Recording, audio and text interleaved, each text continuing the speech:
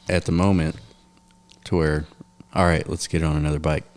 So, and touching on like what both of you guys just said is it comes down to a moment that you got to not change, but if you just keep doing what you're doing, you're going to be that zombie or that person that's not who you are inside.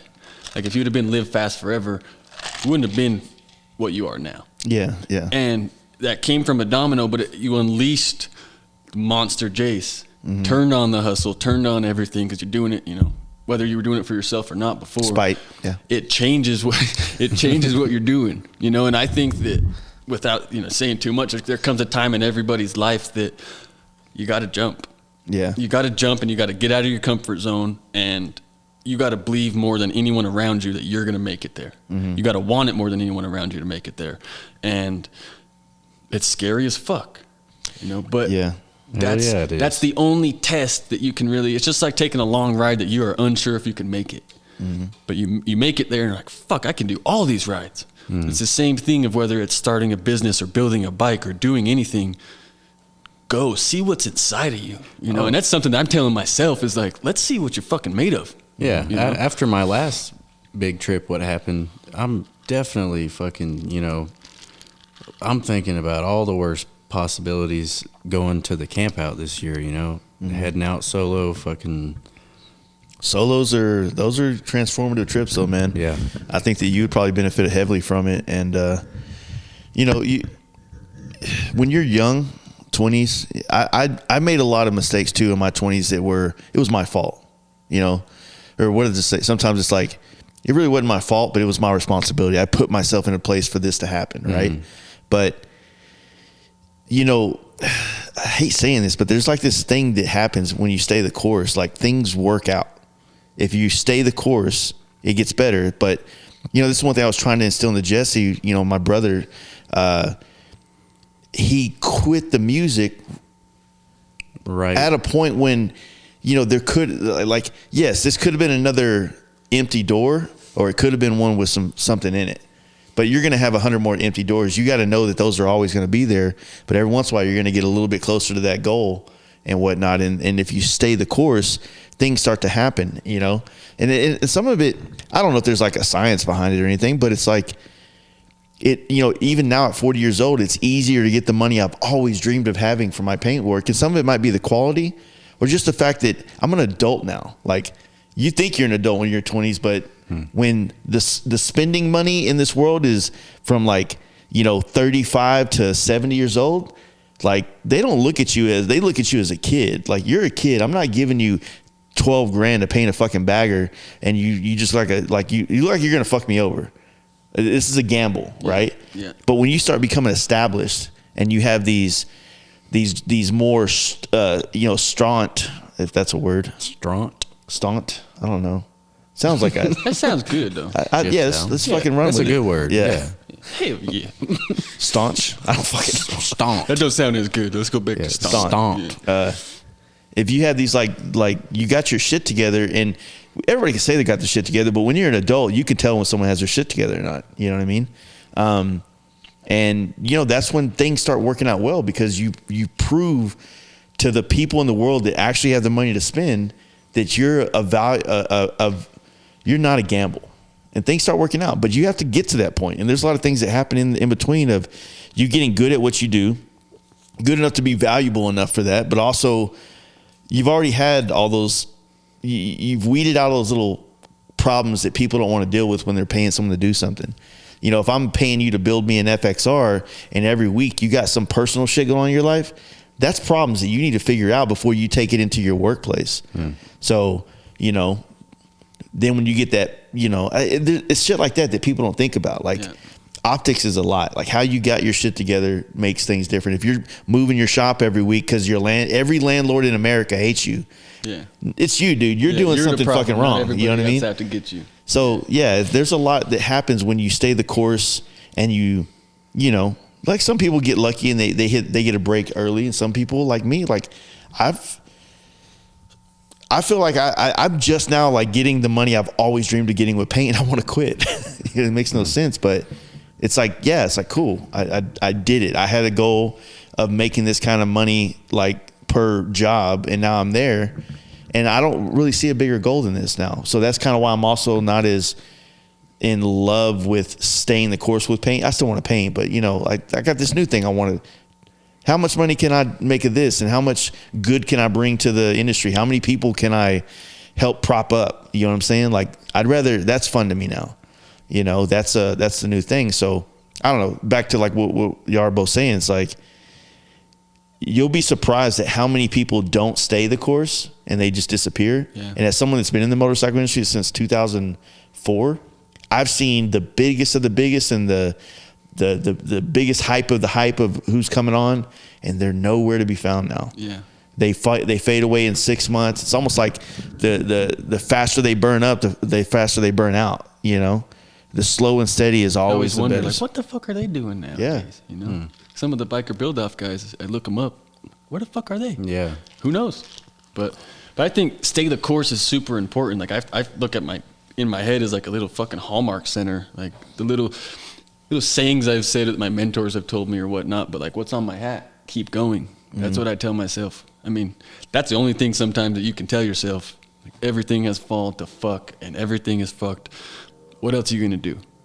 Yeah. Keep going, dude. You know, and another thing that goes through my head is if you never quit, you're not losing. Yeah. You quit, you lose. If you never quit, you're staying the course. You can't call me losing. I'm still fucking trying to get there. I'm still fighting. The game ain't over, dude. Yeah, there's no loss. The game ain't over. It's just they scored on me right now. Yeah, exactly. Yeah, I'd be fucking. What do they say? Like, I was down in the third round, but I'll be back up. Yeah, that's what I was saying. Like, when you're out of town, you have fun no matter what. You know, you're having a good time. Yeah, this trip was supposed to be Sturgis. I guess it's Nebraska. We're gonna fucking party down. You know what I mean? Yeah, live every single day like that. You know, no matter what fucking shitty thing happens to you. Yeah, you'll be all just right. be mindful of it. You know, like. If you, we sound like a bunch of Hallmark cards right now, but if you really just think of it like this, like think of every hardship or every setback as like, okay, try to dissect the value out of this. Like where did this go wrong and end here? And then when you do so, like you start to realize, okay, this is what caused it. This is where we hit the fork in the road and things didn't go right. Right. And the other thing is like, within being in the industry or within being in motorcycling, it's like I found that like have values, but allow yourself to be inspired by anything. Yes. Right. Because that's how you fall in love with new things. And for some people, I think that, I don't know. It's hard for me to be in love with one bike, one style of bike, because they all create a different riding experience. But for those people that like that truly, you know, want to, you know, fuck them all, basically, you know, get experience everything in life, you know, and not say that like I'm this only, but like I'm this thing that we do only, but I do it on all these different things. You know what I mean? I like to travel, whether it's on the bike or in my Jeep, or I don't really like to fly. I mean, I for necessity I will, but I enjoy that alone time in my head. A train trip? Joe does it all the time, and I've always thought about doing it. But the reason I like to travel on my own vehicles is because I don't want to be stuck with Ubers or renting cars anywhere I go. I'd rather just have my own shit. Waiting on someone else. I think a train would be fucking cool. Oh, a train would be fun. Like when he did that with his brother Marty, and they went to San Antonio. This when we did the second Joe Kid podcast. He came up, and we actually were talking about this on one of the on our Patreon where we do those like podcast origin stories. It's actually been it's been kind of a therapy session for me, like going back and thinking about all the like what was going on around that time when this podcast took place. That's cool. You know, and but yeah, so when Joe came up, that's when Marty, they wrecked or something happened. Yeah, trailer. And it told that he bought like a pizza thing. You know what I mean? Like a food truck type food of thing, truck pizza thing, something like that. And yeah, it sucked. It was bad. His brother's cool as shit. Yeah, he a wild hog. Shout out Marty. Yeah, the little fucking devil horns on his forehead. Yeah, buddy. But yeah, I mean, I don't know.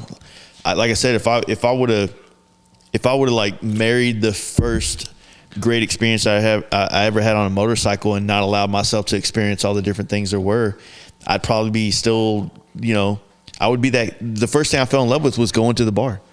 Even though I didn't drink, it was just that was the cool thing to do on the bike. There was other guys there. And it's like, holy shit, this is fucking amazing. Like, there's there's just something to do on a bike. Yeah. You know, like you were saying, like when you got that first bike and you just riding around the parking lots. Same way, man. My first bike that I bought it from a guy. He rode it to my house, dropped it off, handed me a little shitty ass HJC helmet, and I had this is back in the day when, like, you know, they used to have the NASCAR jackets that all the black folks would wear. I had a Pennzoil, and so I'm like, yeah, this would be cool. It's snow on the ground. It's February. It's like I had no idea how cold it was when you ride a bike and shit. And no gloves, nothing like that. No visor on the helmet. Sport bike. And I remember riding around as a ZX6R in my little apartments, and had it down, feeling pretty good, and something happened, and I lost control of that motherfucker. Like, you know, like I don't know if I gave it throttle, and something happened. It just said zoop, wrecked it. It was like slow speed, but the bike kept going and fucking hit a pole, and I was like, fuck, man. I was scared of it at that point, but then I was like, I was hoping, because I lived in Arlington at the time, and we used to go hang out at the bowling alley in Duncanville, about a 25-mile stretch, but you can kind of get to it on streets. And I was like, man, I want to show up and stun on the homies tonight on this fucking bike, even though I just broke the goddamn mirror off of it. I gotta leave like 2 hours early if I'm gonna make it down the back roads. So I went upstairs, and I was kind of questioning my decision to get on a bike, and then I went back down there and kept doing it again, and then I left the parking lot into the street, and then kept doing it a couple times, and I was like, all right, fuck it, I'm going. Went out there. I didn't drink at all back in the day, so I was kind of like and then I rode on the highway home. First day I ever had the bike, and it was, dude, highway was way safer than the goddamn streets for damn sure. But Yep. dude, you'll never have that again in your life if you think about it. When It's you like chasing the dragon, man. you know, that first day on a bike that you've been. My first bike, Suzuki. When I met you at my mom's house, did you have a bike yet? Because you were talking about getting something. That was when I was just getting into Harleys. Oh, okay, so you had already had a bike? Yeah, I had like 3 different sport bikes. Yeah. My first bike, I think I was like 15, 16 years old. I bought it for like $300. He rode a bike to high school though. I think that's cool. It didn't have a title. It was completely. It's not his fault, but it's his responsibility. Yeah. So I went and got this thing. It was like 2 hours away. My homie, he knew somebody. So I went and bought. It was a Suzuki something 500F. I think I showed you a picture of it. Yeah, it's bad. Little blue thing. I rode that thing home. Never been on the road before. I've ridden dirt bikes and shit growing up, but never been on the road. I got on that thing wearing basketball shorts and a t-shirt, no helmet, and it was pouring fucking rain. I had to ride it 2 hours home like that, and I was just like freaking the fuck out the whole time, but I will remember that shit for the rest of my life. Yep. Yeah. And that's what started it all. You know, I never rode that way after that. I wore a helmet, and I did wear moccasins a lot. I wore those. Yeah, he used to come out to bike nights with like some fucking Indian moccasin shoes on and shit. Bitch is comfy. Yeah, comfy dude. Little backpack, like he has little pills in there or something for people. But I used to, looking back, like my first Harley, 18-inch ape hangers, Brodana, fucking no helmet. Yeah. Looking back, like, yeah, it got a little bit of not an excuse, but like, you didn't know any better. Yeah. But looking back now, it's like, you stupid fucking kid. That was what we were, I don't know, were we talking about this at the beginning or last night, but when you first get into the scene, you're trying to figure out who you are. You're trying to figure out like, okay, I ride a Harley now. Now I gotta fucking cut all my fucking sleeves off, I guess. Yeah. Yeah. Like, damn it, I put my sleeves back on. Go buy me a fucking cut. I gotta, no helmet, fucking whatever. Sometimes it takes a couple when you're first getting in, like a couple different groups. To be like, I don't know about this, man. Like go to the next group, and then it's like, look, my guys. Luckily for me, it was immediate. Like that's good. I bought, I'm friends with his younger brother Jesse. I bought my first Harley, and this is when they had just started the bike night, And he was like, let's go out. And fucking, I went, rode up to Dallas, went to bike night, and then it was just. Hey, you're one of the original Anvil 8, right? Yeah. Yeah, you're on the pictures back in the day. Mm-hmm. That little logo's cool too. I just seen that the other day. Yeah. On the vest, yeah. Thought that was cool. Yeah, it's man, there's so many different experiences on a motorcycle, and some of them are they're worth crying about. You know what I mean? Absolutely. And at some point in my life, I think that I'll be able to. I'm hoping that when I'm 70, if I make it that far, that I can sit down and be able to talk about some of my experiences with somebody that gives a fuck. You know what I mean? I'm hoping that maybe it's not podcasting, maybe it's like space casting or some shit like that. Who knows? That's what's kind of tough. Like, I don't know if you guys have people in your life, maybe like your ladies, friends, husbands. Yeah. Like, we're going to dinner with them. Like, great. What the fuck am I supposed to talk to this dude about? Yeah. Like, Mortgages. mortgages, golf, fucking. Like, and I don't have nothing against, but it's just like I like talking to like-minded folk that are doing similar stuff, even if it's you're a hot rod guy or something. You know, it's tough and it's almost discouraging. It's like, man, maybe you just haven't found that thing yet. So what I feel like happens in that same situation is that guy usually is dealing with the same thing. Like, how am I gonna? Like, I don't fucking bike. I like fuck him. I don't know nothing Yeah, about I don't know anything about that motorcycles. shit. I'm on a fantasy football league team. You know what I mean? So it's like they're doing the same thing, but it's like you know. I just have such a hard time of like, you don't even know what you're missing. You know? Yeah. Come so on, this thing's sick. You got to use that same energy at the beginning of the podcast. Like, that dude's living his own life. Yeah, no. You know, yeah, you force him into You're right, bikes, he's you're going to right. kill himself. You Yeah, know what I you're mean? right. But, you know, you just, okay, I'm just a man now. I need to find out, like, you know, let me go fishing a little bit. Yeah. All right, man. So, hey, what do you do for a living? It's the same like podcasting. Like, I don't come here with a script. Yeah. You tell me a couple things, and then I'm fishing within your story of your life, and then I extract a little bit here and there and expand on it. And now you're, you know, so many people can tell me their life story in 15 minutes. It wouldn't even be a fucking hard copy book if it was to come out. But when you get them to, like, as they skim over parts of their life that they don't think is interesting, I gotta Fucking pull it out. Hey, no, don't skim over that. What happened, dude? Yeah. And then next thing you know, that little 15-minute story becomes, you know, an hour and a half or 2.5 hours, and they don't realize it. And then they, you know, they get better at, you know, like, it's weird, right? Because we're all just like bikers and shit. Next thing you know, we're on podcasts. Like, it's goddamn Barbara Walters. Like, so what made you decide to be a, you know, hog for life kind of guy? You know what I'm saying? And it's like, when I started motorcycles, I didn't know this was going to be a place. I never thought I'd be somebody that A, was doing a podcast, or B, somebody that would be on somebody's podcast. None of that shit, right? That ain't why I got into motorcycles, which makes it kind of weird too, because you wonder why some people get into motorcycles these days. I got into motorcycles. I was trying to fuck bitches, dude. No, I didn't. I wasn't. I was married at the time, but I got into bikes because it was, I don't know. I think that it just, like, I had came from like the tuner culture with import cars and stuff, and I was just getting in way too much trouble with that shit. Yeah. And it was in that world is big money to be a player. Like, you can have a stock bike and be a rad dude and be the coolest motherfucker at a bike night. You can't really be that in the car world. Can't pull up in a Honda Civic next to everyone else. It's just all done. Yeah, I mean, Dale's a great dude, even though he drives a minivan. Like, it doesn't work that way. Yeah. So it's the barrier of entry for motorcyclists to find a deeper connection is a much easier thing. And motorcycling is more about experiences and passion for something than. Not saying that cars aren't. There's definitely some bad shit, awesome stuff in the car world, but it just seems a little bit different. Like, it, I don't know. I can't really speak on it because I'm not a car guy. I never have. It just ain't this. Yeah. You know, it's tough to put the finger on. I've seen like YouTube videos of guys like with like WRXs, and they'll drive across country together the way we will ride across country, and they'll have walkie talkies and shit. I'm like, not the same, but I can fuck with it. Yeah, I can fuck with it. Yeah. Yeah, you know, no, like, or Mason from Houston, how those dudes, like, they flew to Seattle and then bought this old like 80s like S-Class Benz, and then and they're all photographers, and they just drove back home together and stopped and did, like, that's fun to me. Yeah, that's like, cool.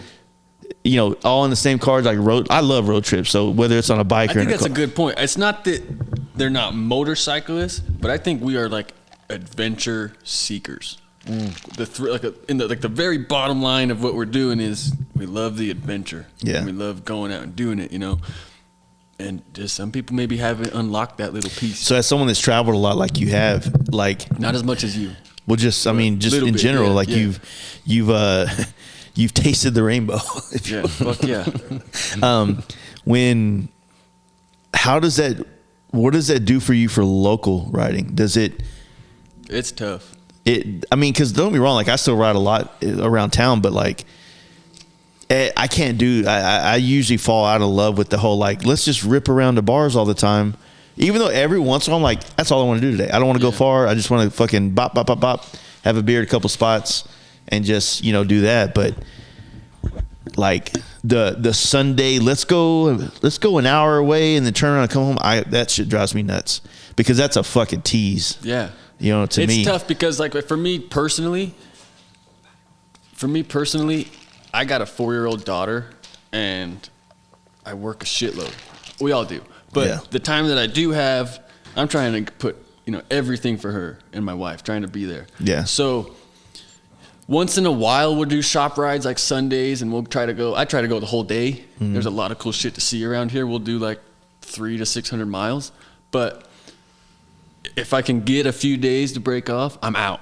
Yeah. So I try to, when I'm around and home, stay with the family, be with the little girl, try to be the guy I want to be.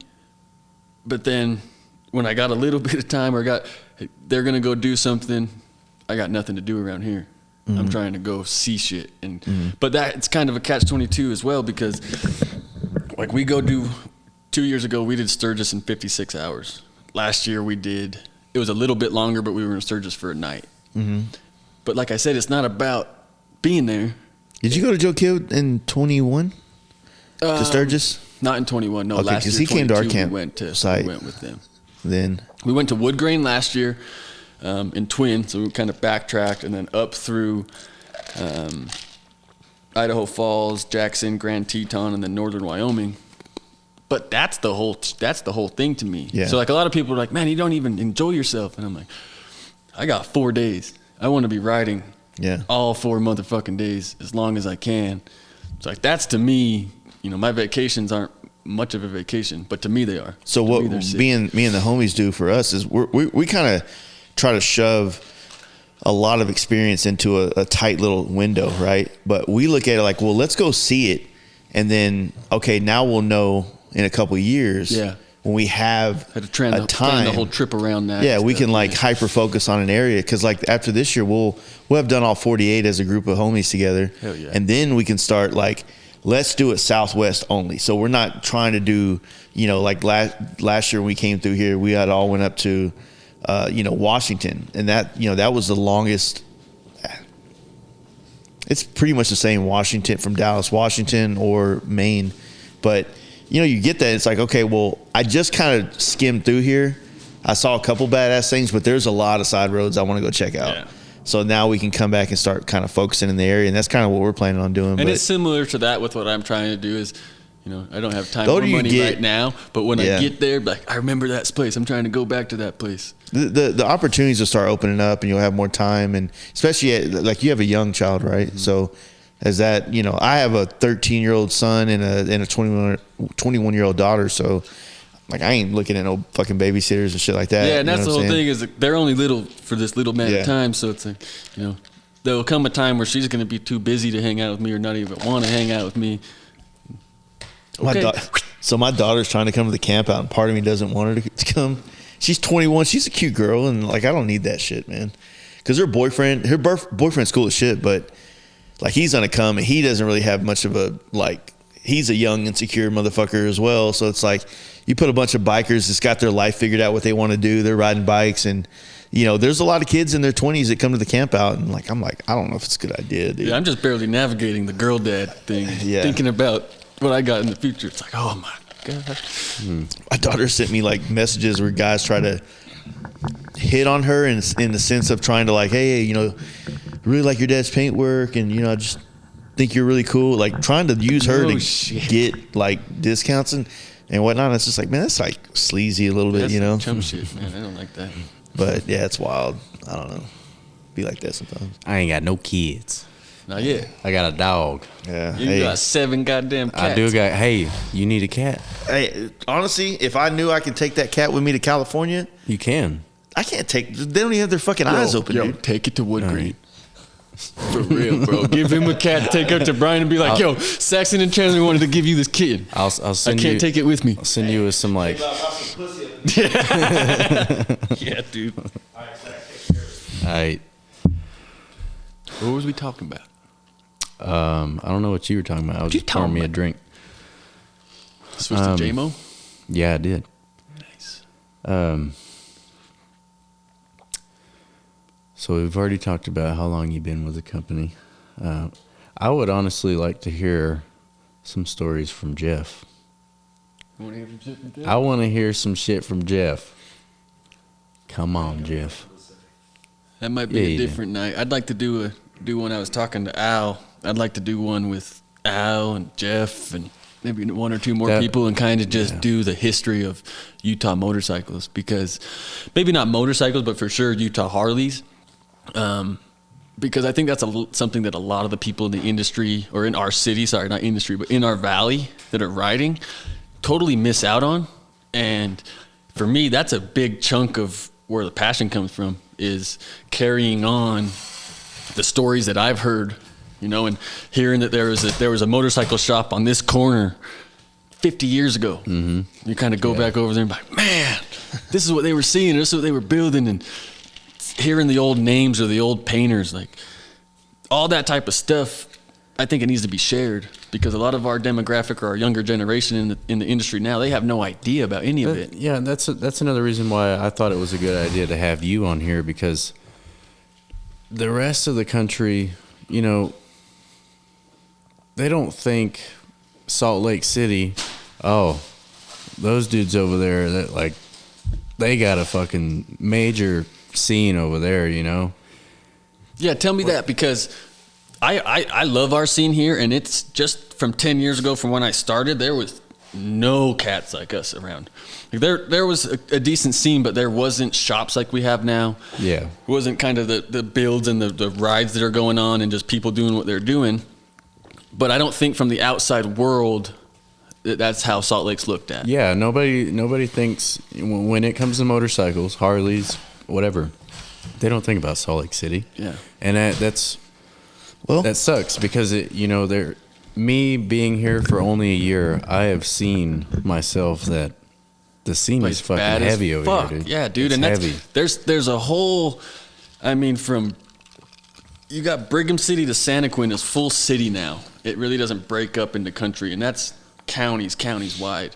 And there's a lot of people doing cool shit. And I think with social media being a lot bigger, you're starting to see the stunt scene that's kind of exploded here. You're starting to see what shops are doing and the events that they're putting on, and that's kind of bringing more people in. But I also believe that Salt Lake believes that the rest of the country thinks we're not doing shit. But we are. No, You know, and there's lots of lineage here, like absolutely old fucking, like back in, like you said, so I've been the sucking- original Harley dealership that was downtown, like what? 1912 House of Hoppers. 1912. So I've spent a lot of time trying to suck the fucking knowledge. The teat. Just trying to like absorb as much as I can from these people that some are no longer with us, some don't work anymore, but trying to just preserve some of that. And, you know, we have had Harley-Davidson since 1912 here. Mm-hmm. And then the staple dealership that we work for now was previously owned by a guy named Chris Dreyer, and that was started in 1938. So you got years and years and years, and then the owner that we have now had a drag bike team for 10 years, traveling the country building bad shit, you know. The first Thunderheader came through this valley here, and Al got to see it and place the first order. You know, we were, I think, White Brothers, the company was White Brothers, like #1 sales for a couple of years ago. Wasn't I've it seen plaques. Buell as well? Or So yeah, talking to, I went down a rabbit hole at Eric Buell one day listening to a podcast. I think it was called whatever it was, motos and something. But they had Eric Buell on, and he talked about kind of everything that he went through. And I don't know the exact year. I want to say, I don't even know the year. I won't say. Eric Buell had left the company, and he snuck onto a cruise ship. It was a Carnival cruise ship that they were having a dealer meeting on. So all the dealer principals were on there. He snuck on with a guy named Devin Bantley from Maryland, who was one of his friends, because he had the idea of Buell and he wanted to build this bike. The first bike was, I don't remember the frame, but it was like a TZ 750 or TW 750, but he wanted to put a Harley motor in there. So he sneaks on and he starts kind of side dealing these bikes with dealers. Mm-hmm. The CEO of Harley at the time, Von Beals, which that's a whole nother, he's a super interesting man. He caught wind of that and he knew who Eric Buell was. So he kind of went and pulled him aside, got his spiel, and the motor that was in it, Harley was sitting on 50 of them, maybe 100 of them. So he made him a deal. He said, if you can sell X amount of bikes on this ship, we'll make a deal on these motors. You're kind of started. You're rolling. So they get to this big circle, and this is just kind of what a mentor has told me who was on the ship. And he stands up, he makes his pitch, and the guy that brought him on the ship buys the first one. And then the owner from Salt Lake here stood up and bought the very second Buell ever made. It wasn't even made at the time. Yeah. But he bought the second Buell. Nice. And then kind of sold Buells for a long time. But there's a lot of great people in this industry that have done great things that have just been here, quiet, pre-social media, pre-anything like that. But I think this led on from being a podcast of history. If you come back around, we can bring some of the old boys in that we've learned from and kind of dive down the rabbit hole of the history of Harley in Utah. Yeah. So once the stunt crew, that didn't work out and it was just, us, we were really considering bringing on, Al Brown, who he keeps talking to. Al Brown, he's, he used to run the dealership that we're in now. Okay. That dude has been around. He knows everything. He's forgot more than we'll probably ever touch on. Yeah, but the type of dude where you say the name anywhere in the valley at a bike thing. Yeah. And it's, oh yeah, you know what I mean. And it would be cool as fuck to have like some old cats that have been around, been in this shit for 40 something years. He said he's seen the FXR come out. He's seen all this shit, and he would have so many good stories to tell. Well, back to something you had said at the beginning of what your whole spiel. About the scene and about how it's kind of becoming this, and there's more people coming into this. Is like what I really think's right now, what is happening right now, and I think it's the first time we've seen it take place within the last 20 years, maybe. And I'm assuming before that, right? Because I know that the chopper culture of the mid 2000s rolled into the baggers, and then it rolled into some other things, but it never looked like there was a passing of the torch. It just seemed like it was the same guys going different directions. Yeah. Mm-hmm. And right now is like what I think is one of the first times that we can remember or even care to even notice like a real passing of the torch to kind of like people that have been running the things in Harley. I agree. Like in the world of Harley-Davidson for years are now kind of being outnumbered by the younger generation, the 20 to fucking 50-year-old guys. Even those guys are, Bruce and homeboy from last night. What is his name again? Forgot it. From Blackline? No, that I was talking to with the beautiful hair. Django. Oh, Django. Okay, yeah. The beautiful hair. Shout out Django. He's a good dude, man. But like right now, like what I think is really happening is that you have a whole new thing emerging, and the people that are the players in it are not the same guys that have been the big wheel baggers and the shit before it. Yeah, Yaffe's still finding a way to make parts for this scene. Shope tried a little bit. There's still guys that are trying to do it, but the players right now are not those guys. And these players, changing. And a lot of the guys that are kind of coming out, like that are getting into more of the part space. My Machinists, and then all FXR division. Ramjet dabbles in certain things. Bare knuckle. Like, these guys we're the next generation, even though like I'm a little older, but some of the guys that are, in their 25 to 35 range, I'm trying to help, I want to make this place a better fucking place than whenever I got it. Right. Yeah. Or not that it was bad whenever I came into it. I just don't want it to fucking die. You know what I'm saying? Well, look at like Yaffe and Perowitz and Ness's generation. We were just looking at the hamsters yesterday. Yeah, hell yeah. Today, I think. They're, 5 to 10 years till they're done? Maybe? Talking about that generation? Not the companies, but those individuals. And then you talk about your generation, the bare knuckle, the Tony at Ramjet, all that type of stuff, which is a little bit older than our generation. Exactly. So you got a 20 to 30 year cap on that generation. So I feel like the generation in motorcycles is a collection of people within like a 20-year span. Yeah. So, and those guys kind of all think alike, and it kind of all feels natural and normal. And then we're getting weird with this, but then you get to a point where you're so different than the next generation. So like right now, I'm 10 years older than you guys. Is she 11, 12, something like that? But we still kind of connect with some of the guys maybe as early as like 25, stunt world stuff. But like my son's generation is not going to be into this shit. No. I don't think so. You know what I mean? He's 13 by the time he hits That'll be high when school. the next torch is kind of passed. Yeah, and or that's blown out.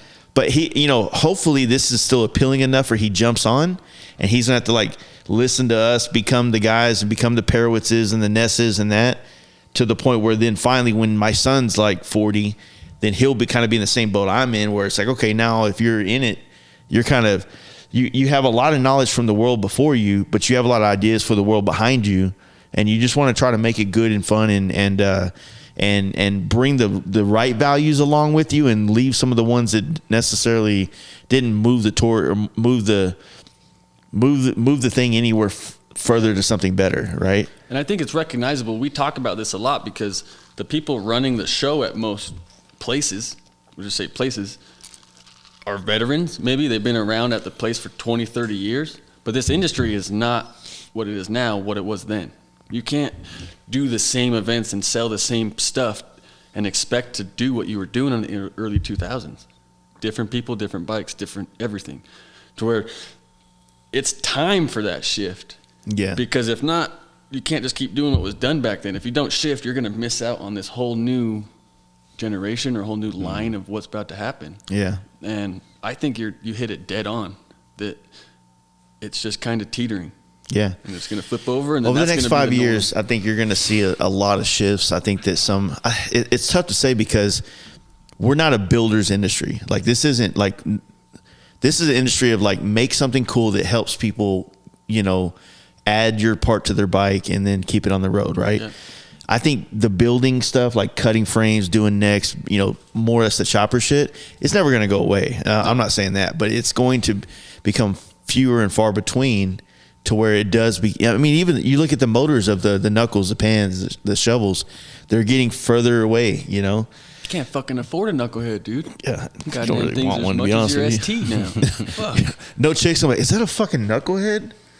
God damn, like, dude, I'm wet, bro. Like, it's never gonna fucking happen. Dripping. It's like like thing never starts. You're gonna get a lot of dudes with fucking, pilgrim brim hats coming out the woodwork. It's like, bro, like,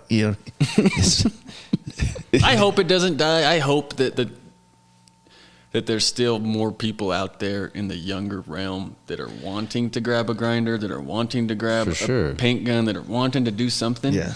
Because I think that's just almost human nature, not manly. You know what inspires that?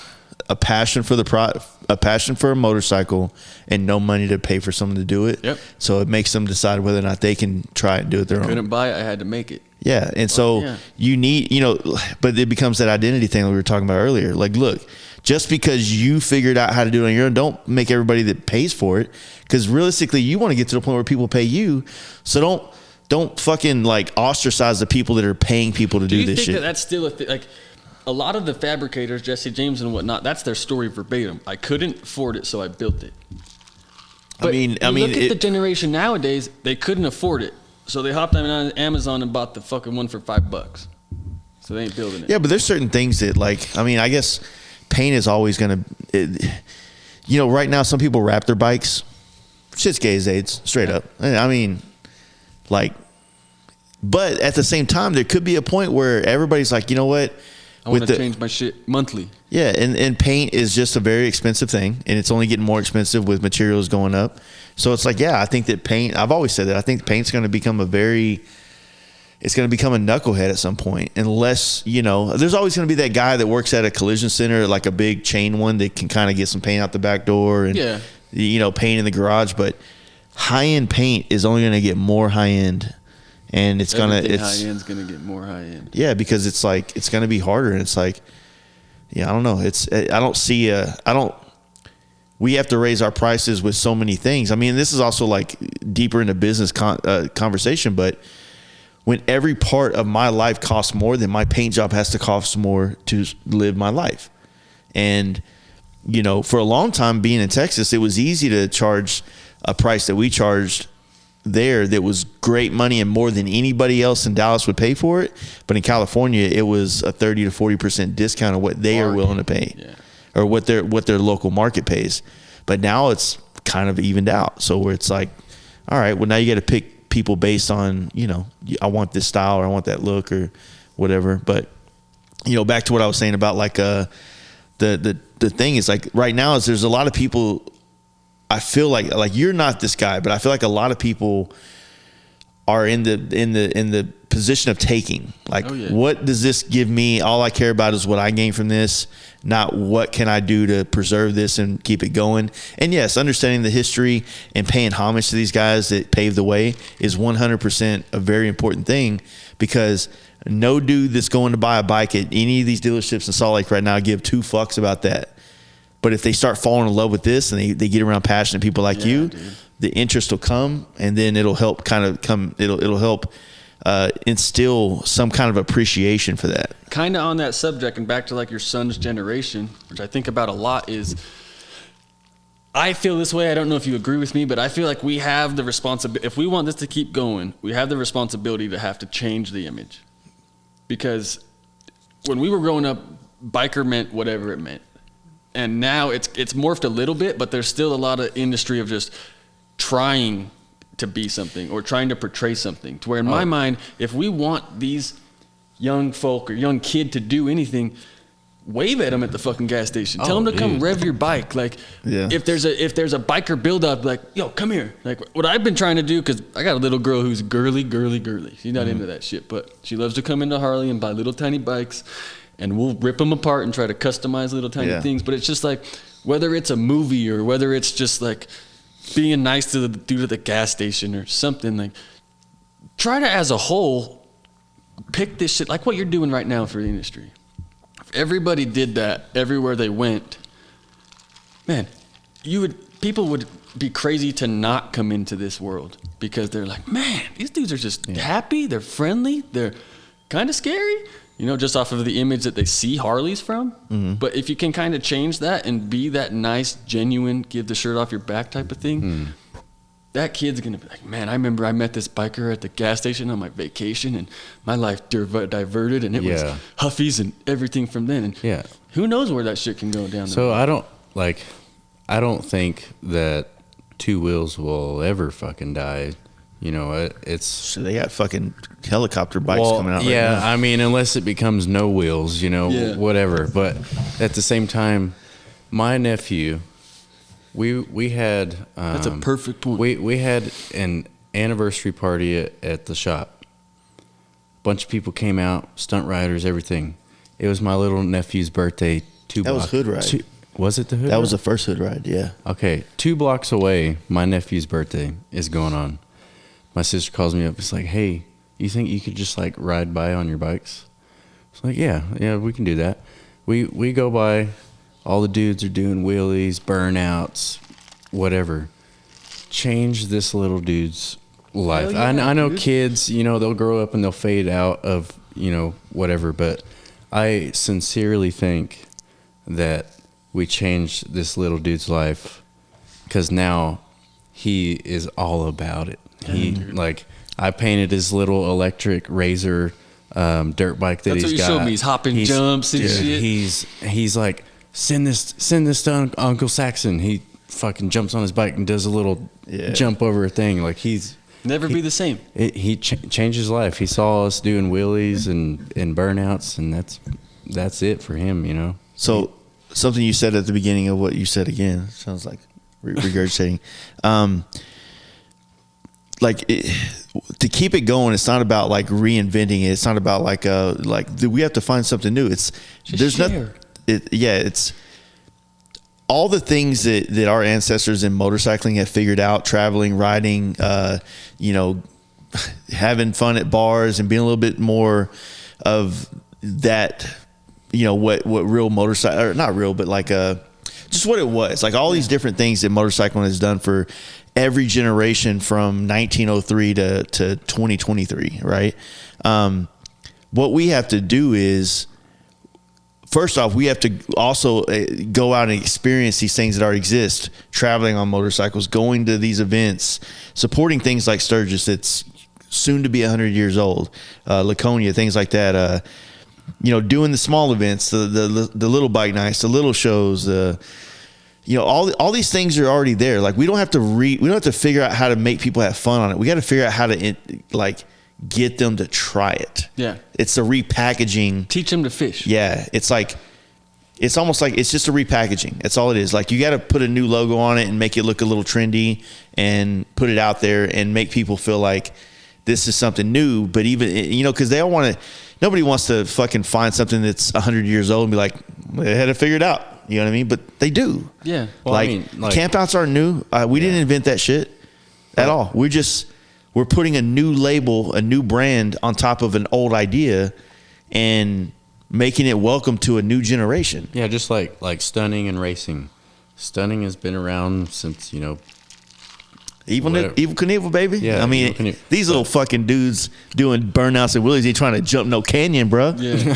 Well, but at the same time, like a little kid or, even a grown ass man sees some dude on a bagger doing a wheelie, he's just like, what the fuck? Like, I had no clue that was even possible. Yeah. And then that instantly sparks, like, I want to buy a Harley. Like, I want to. Yeah. I got stunt buddies, and so this is not anything like that, but we've all probably seen, you go to an event and you got a stunt show going on. It's sick. It's badass, but it's the same type of things that you're seeing from the same dudes the last stunt show. Mm-hmm. And a lot of the people there saw the last one, or they're already familiar with it. I truly believe that if you were to go do that at like a field day or like a fucking day or something at schools, or you went to just different things, the outdoor expo, they all do drugs though, bro. Shit like that. Well, not dare. I just mean if you can get to people that have never seen it. Don't do this. If you can get to people that have never seen it and show them. Y'all had dare. The stunt riders will love that way more. South problem. Their crowds will be way fucking. You have a crowd of 10 to 12 year olds will cheer way harder than a crowd of grown men who have already seen this stunt show before. Yeah. You know, to where, like, go show. You guys do sick shit. Go show people who have never seen that shit before. Yeah. Go set up a show for a fucking church. Go set up a show for a school or people that are not in the industry. The same thing with the racing too. You know, the performance bagger, the racing scene now. That has pulled so many people into Harleys from sport bike community, from, you know, just regular Joe, you know, just fucking he saw that you can race a Harley. Fuck yeah, I'm in. Yeah. You know? It's just little shit like that. Yeah, we know, and the people that are like-minded to us know, go show other people. Let's get some other people stoked on it, too, because that kind of, like we're saying, is going to give you more fire to keep doing what you're doing, and hopefully one day pass that torch along. Yeah. I mean, but at the same time, like, I mean, I like all your ideas, and I'm not saying that shouldn't happen, but man, that's a big undertaking for even me and my age to try to do that, because I'm still at a point where I'm just trying to get people to, hey, have you tried this whole riding thing? See, yeah, I mean, you know what I mean? I'm not going to go and I don't have the talents to go do stunts and stuff. But there's probably some guy. We can all just raise that 2% in what we're doing. to try to. There's probably a guy somewhere in America that's in this world that does work in some kind of school and can do that. I know that when I got into sport bikes young, that one of the principals at a school in Duncanville where I grew up rode with us. And so we used to do this deal every year where we'd come and just all bring the bikes and ride them through. We weren't really doing anything crazy with stunts or anything, but this is like 2004, 2005. But it was just cool. You know, it was something for us to do.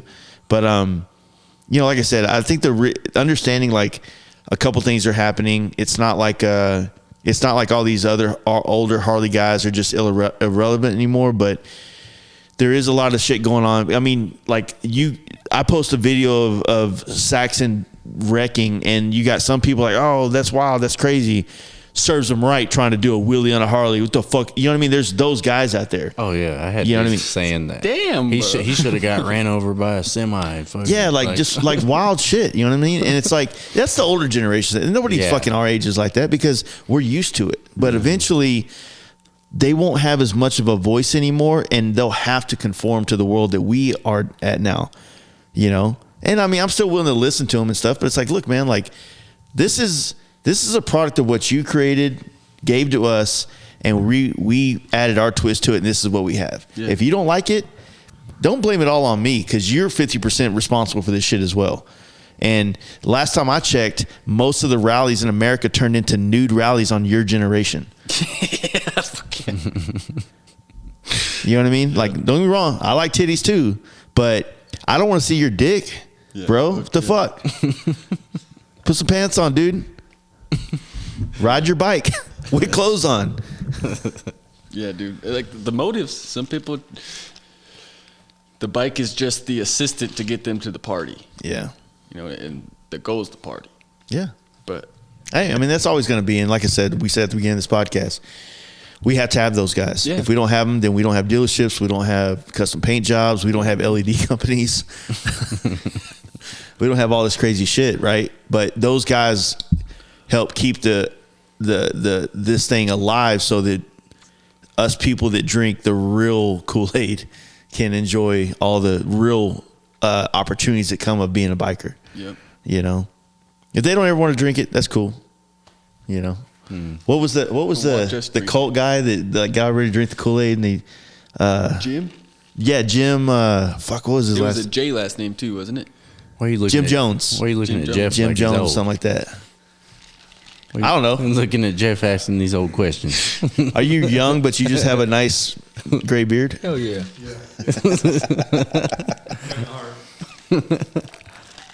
That's the other thing, man. It's like, I'm 40, right? But I still feel 20. I mean, I not when I'm walking up a hill or fucking, but for the most part, you know, like the idea of like what I think I can do fucking is there, and I think I can get up that hill. It's still there. It's haven't set in yet, but no, I love it, man. It's coming. It's coming for sure. But no, yeah, I think what you're doing is fucking kick ass. I think the shift, the torch passing over is something super to be excited about. And it is. It's a lot of responsibility, though. Super fucking, yeah. But I mean, the people that are doing it are well equipped. You guys are well equipped, and the tools that you're using to do it, like, man, you're leading the right direction. Paul, Tony, Miss all that. Like, there's a lot of dudes that are leading the way, and we're just happy to go with it. This FXR tour you guys are doing, that's got a lot of people stoked. Yeah, I mean, I know we've kind of, I know it's kind of caused a little bit of an issue, but you know, I'm hoping, you know, I know me and Joe are gonna have to have a conversation because, you know, there's famous people in FXRs, 100%. Chris Harry, Joe Kidd, you know, the Clems guys. There's a lot of really, and you know more of them than I do because you've drank the Kool-Aid, you know, a little bit. You drank the whole cup, and I'm just like sipping on it. Trying to get some more. But you know, in building custom bikes, there's a difference. It's, you know, if we get all the OG badass motherfuckers, then we're gonna get a lot of OG paint and OG stock bikes. And I went and Ness period correct. And I'm like, man, like that sounds like an FXR show thing. We're trying to use this platform to bring eyes to FXRs, right? to find the community. And you kind of got to do something different. You got to be out there. You got to do kind of crazier shit. Like, you know, among the many people that reached out to us that wanted to build stuff, some of it was like, I got a fairing on the way and a Bassani exhaust, and you know, I got, you know, there's not much going on. And it's like, we're trying to give an opportunity, or we were trying to find like that 10th builder.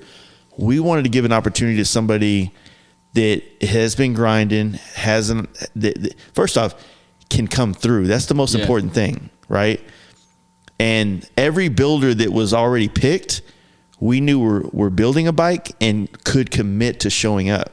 So as we're trying to get sponsors to pay for like all the hotels of all the builders, and sponsors to help pay for the prize that we want to have made for all the builders, we need to know that all these builders are going to come through.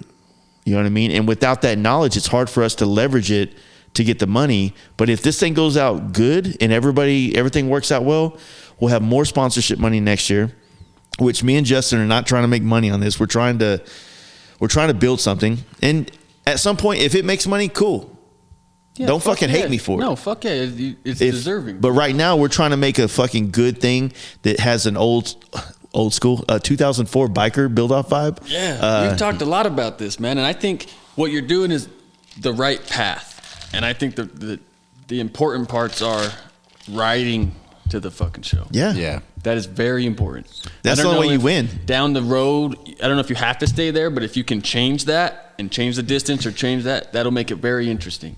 And, you know, Born Free, it's a leverage thing, California has invited builders and people's choice. Mm-hmm. I truly believe that if even next year or whatnot, with how many entries you have, you're going to need to do an invited builders and then a people's choice section. So we already got that going on now. I stopped in Durango on the way up. And so Durango Harley, we're going to have a whole bike show there. So it'll be like a people's choice for the bikes, like all the builders, but then an open ride-in FXR show for all the other people. Yeah. So it's not about like what we're trying to create is something that's fun. It's something that's cool. And right now, like, we're using this FXR Friday, FXR Tour situation on Fridays for a post as kind of like everybody's connection to see it, right? Yeah. But we're hoping we get to a point where we can really make some real production videos out of it, and then the builders don't have to do it. Like, we're going to get the content, like Builtwell does for the People's Champ and stuff, and some of the invited builders. But I mean, it takes money to do this shit. What I mean with the people's choice is you had 10 and you had a whole bunch of people trying to get in on that. Yeah. 10. And they're probably still going to show up and ride with you, because I think that's a really cool part. Is if you don't make it, you can still come be a part of the fucking thing. Well, that's the thing, is we want to pick a lot of people for next year's event off people that come. Yeah, and I think that's very smart to do. It's kind of like our way of like, tricking people to come and support it. The thing is, like, you know, I've had positive feedback, I've had negative feedback, and to address the negative feedback, which unfortunately this isn't live, so I'm still gonna have to have this conversation many times before. Me and Justin have literally only done one FXR piece. I've only done one, he's only done one, but we love him and we love the scene and we want to make it better. But everybody that's got a problem with what we figured out to do, then why the fuck didn't you do it? And if you didn't do it and you're mad about us doing it, then you're just literally the problem. You are. I don't give a fuck how. If you're Joe Kidd and you're that, you're the fucking problem right now. And I'll have that conversation when it happens. But right now, I'm trying to build.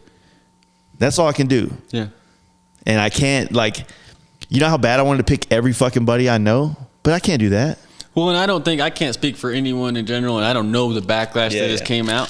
But I think it's just a matter of there's more of a platform now. Yeah. And not that people are gunning for the spots, because there's really no winner. There isn't. But that's what I think about, like, just being a part of it. Show up. Yeah. Let's go ride. I don't know any other chance. Like, you look back at like that photo shoot in Hot Bike years ago that still floats around. Yeah, I got that. You're going to get that type of footage on this ride, and those pictures are going to be... Bro. I'm listening. Those pictures are going to go down like that one does. No, 100%. That issue was epic. And going. Thank you.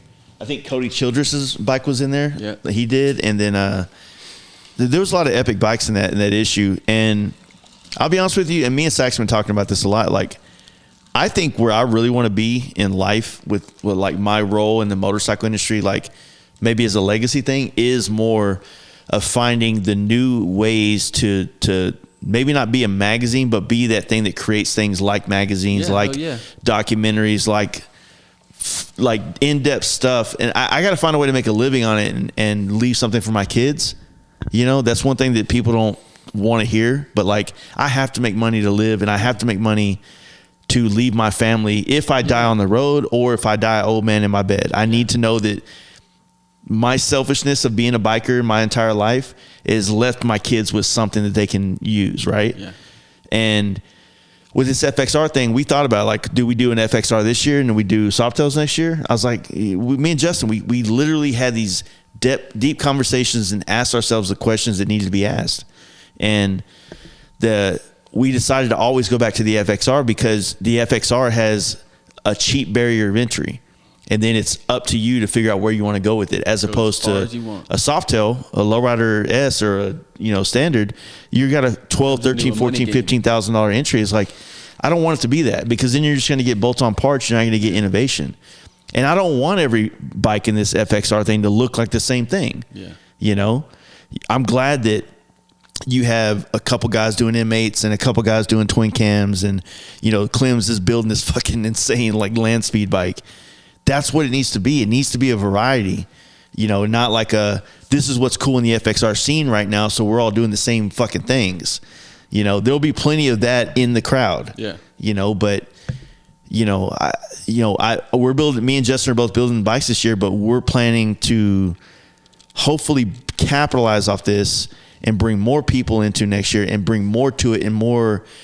Whether it stays at Born Free will depend on whether or not how much they lean into us and support us. Right now, understandable.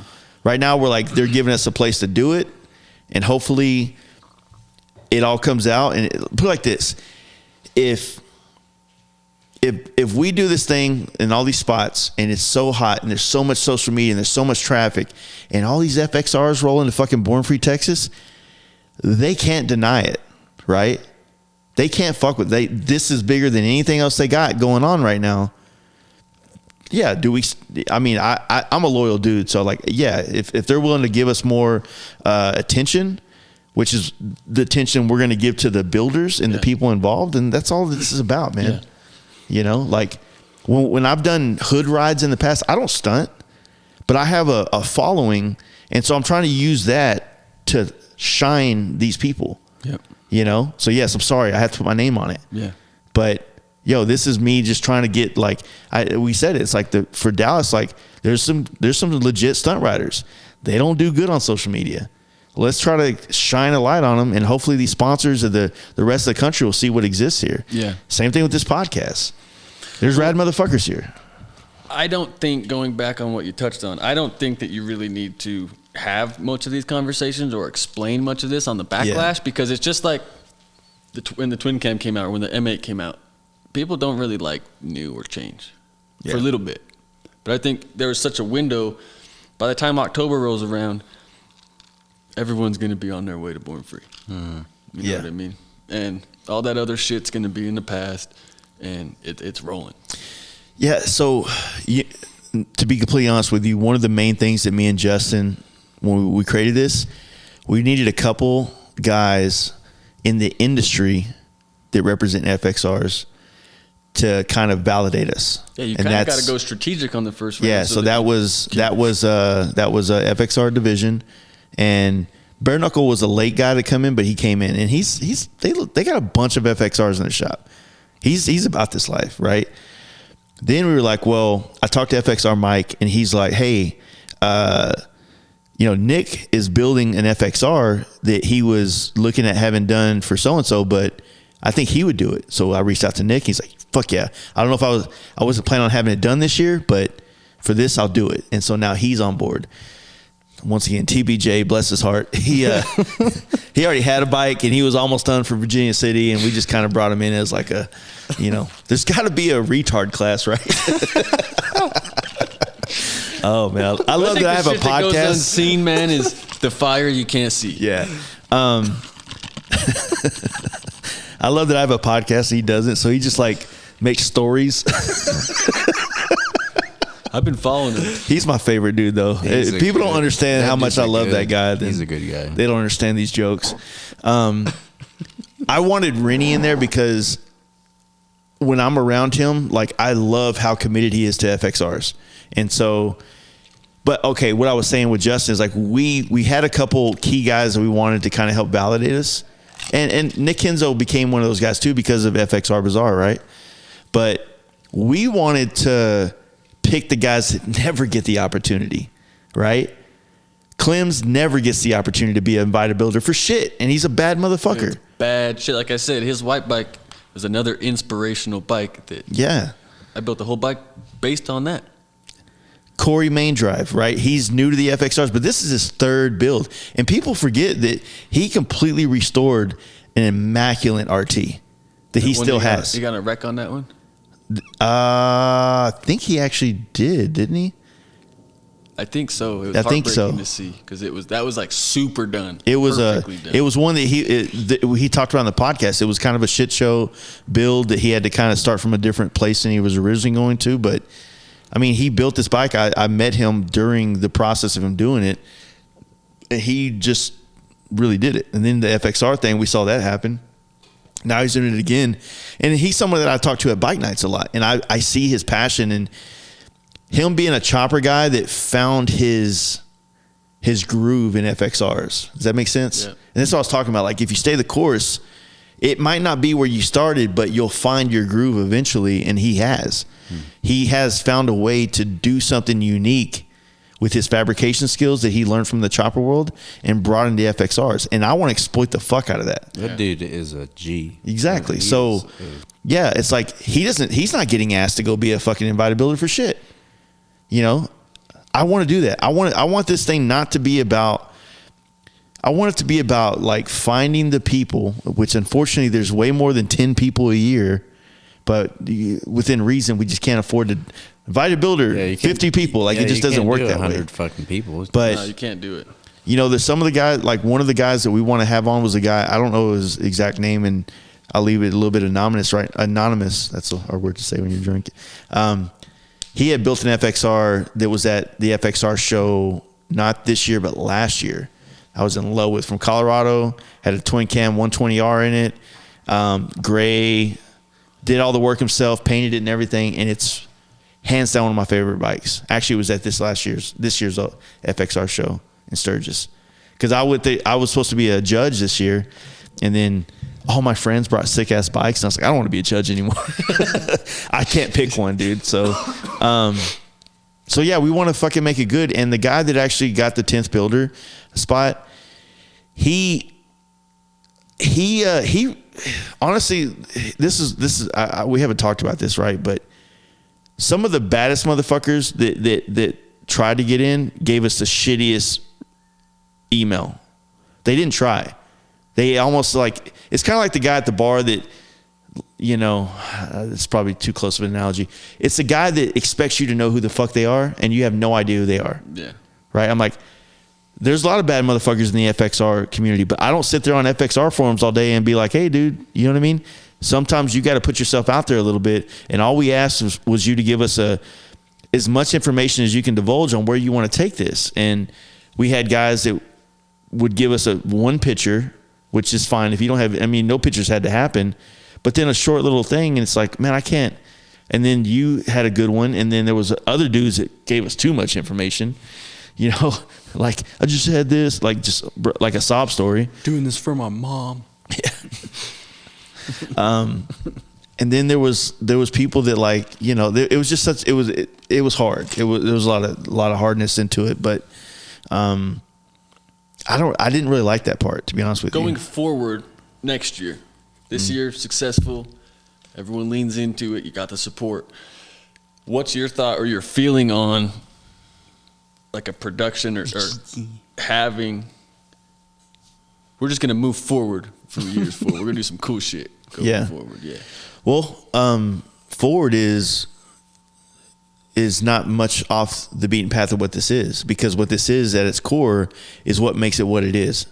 Like, build a bike get to be a part of this little community of people that maybe next year's class of people that are in this chat aren't going to be shit talkers like we are. Maybe they're going to be more supportive and more, like taking it, not that we're not taking it serious, but we take it serious by being shit talkers. You know what I'm saying?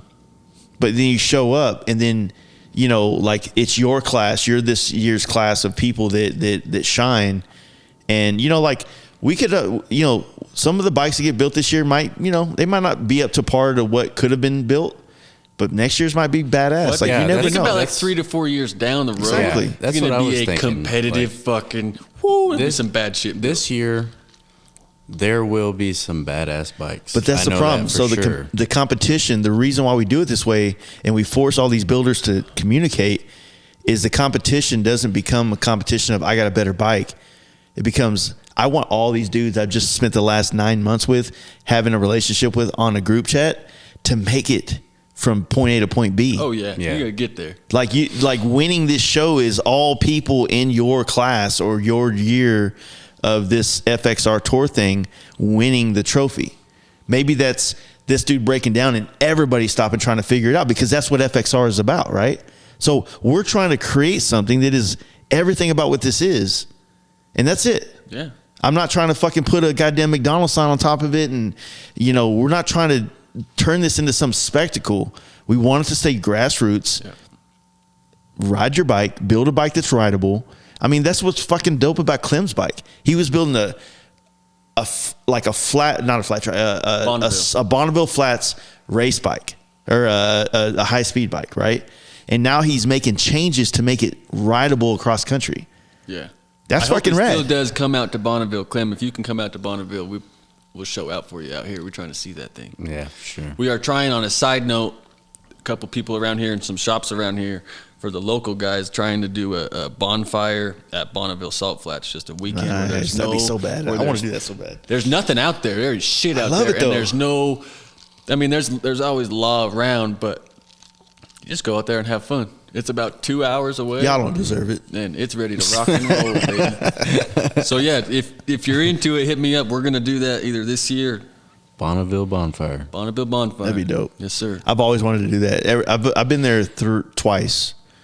Yes, twice and just passed it once for some dumb reason. I'm like, There's a chopper crew here. They call themselves the Riding Hoods, and they go out to Bonneville Speed Week every year.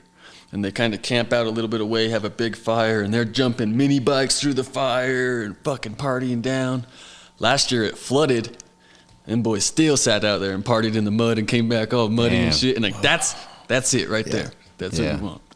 Yeah, I mean, we've talked about with this tour, like, do we start from a different place every year? And let's say Born Free Texas is the destination every year. Next year, do we? But you got sponsorships near where you're starting now, right? So do you have to? So right now we got sponsorships this year with Durango, with Trips Harley out of Amarillo, which every night is a party, and then pre-party for Born Free is Strokers that we'll host, Fast Life Garage host, and we're gonna have a whole section set up where everybody can check, and we might do a show there. Like, not a show like who has the best bike, but it's like, I think it's cool to have like some kind of thing where they can, like a show and shine, like display. Like, okay, well, who has the bike that everybody loves, right? And then have some little dinky ass trophy, something funny, something fun, and that's something we do at our camp out. We have all these shops and builders like make a trophy, and they just pick a bike they like, and that bike might be a stock bike, but the person was rad as fuck. Yeah. And so that's what we like that. Yeah, dude. And so we try to reinforce that. And because here's the thing about shows, like when you put a lot of money in your bike and you're trying to win a show because that show like might be the reason why you think you could justify spending this money and doing this. But what you don't realize is that like you're not the most approachable person in this like kill zone mentality of I got to win a bike show. I gotta justify what I just did. When you just did it and you fucking have fun and you made friends with all these other builders and now you have like a community, like that's the winning in building bikes. Not like I won this trophy, I'm better than y'all shit because everybody fucking hates me because I'm a douchebag. Exactly. It doesn't work that way. Enjoy the ride. And don't be wrong, like Daytona just took place. And there was, I was fortunate to paint one of the bikes that won like a best bagger category at a good show. And then one of my good friends, Jeremy, his bike won the whole thing, right? I'm proud of that. And I'm proud that that exists so that he can say, like, this bike that I built won the show. But also, my boys and the homies, they ain't that way. We're all congratulatory. We're all like happy for each other. You know what I mean? There's none of that like, oh man, he won because he sucked off the guy. You know what I mean? None of that shit.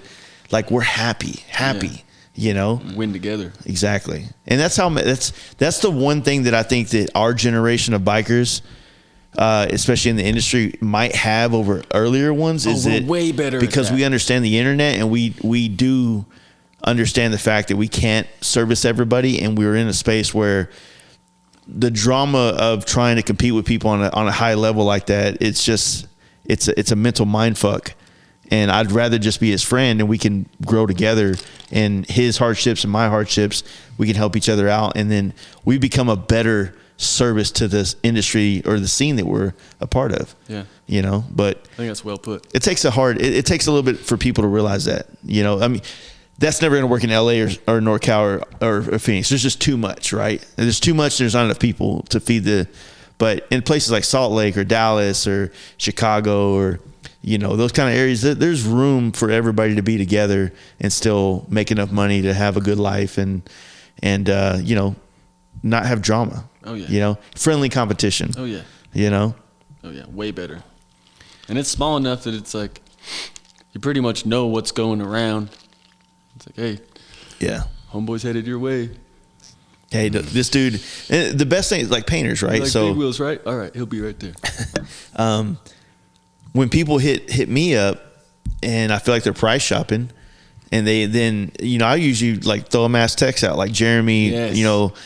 Poland, Valley Custom, Schultz, all of them. I'm like, hey, look, this dude hits you up. This is the price I gave him for what he is, what I was gonna do. And so if he's price shopping, at least charge this, if not more. Yeah.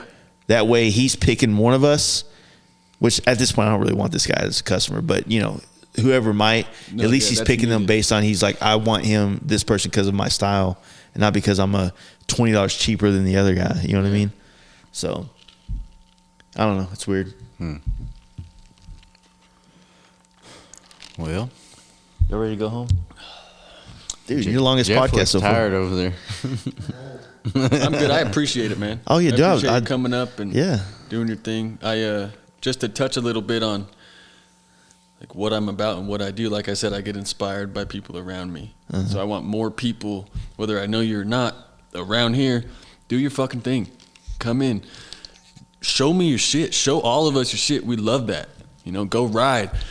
Get your miles. Come back and like you said, we want everyone to win. We want everyone to cheer. Yeah. And there's a lot of people in this city that are going unrecognized that don't need recognition, but they're doing their fucking thing. Yeah. And I just say keep going. That's really the only fucking thing. Keep going and hoeing, baby. Yeah, that's it, man. Hoggish, you got big things planned for Hoggish. Fuck with us. We're ready to roll. And we'll see you at the FXR tour. Oh, hell yeah. That'd be badass. Yeah, boy. Sure. All right, my dudes. Go hang out with Sax and his old lady on their anniversary. Taking the cat to Idaho, right? Yeah, taking the kitty with you. Right. Thanks, man. Peace. Wait, they can follow you at like Oh yeah, so on Instagram it's _Hoggish. Hey, you need to figure out who has Hoggish. I got Hoggish, dog. You got Hoggish like without the underscore? I don't know who has that. Yeah, let me right, know. we If need you to got figure Hoggish without the underscore, let me know. You need to figure that out. _Hoggish. Hit me up. Yeah. All right. These are hard to end. I truly hope you guys enjoyed this podcast. I want to thank Chandler and Sax for hanging out and helping us get these episodes done while I was in Salt Lake City. And once again, best of luck with the shop and everything you got going, Mr. Chandler. And Hoggish Cycles, going to be badass. If you guys haven't heard, I don't know what rock you've been under, but the camp out is next week. So Fast Life Camp Out, it's going down. Hopefully we'll see you guys there. Moyers, Oklahoma. It's going to be the 27th through the 30th, Thursday through Sunday. Weather is looking badass. We're going to have a great time. So yeah, hope to see you guys there. If not, you're going to be hearing about it on the podcast for another year, and you're going to be kicking yourself in the ass, just like you did last year when you missed it. So anyway, if you guys can, check out our sponsors. A lot of great opportunities for you to get great products for yourself and your bike, and support this podcast while you're doing it. And also check out our Patreon whenever you get a chance. There's a lot of great episodes that are unreleased that you can only get there. Join one of our tiers, support the podcast, help making episodes like this possible for me to be able to travel or bring guests into the studio. And yeah, I'm looking forward to all the things we got going on this week. You guys have a good one. Hope to see you at the camp out, and we will catch you on the next podcast. Peace.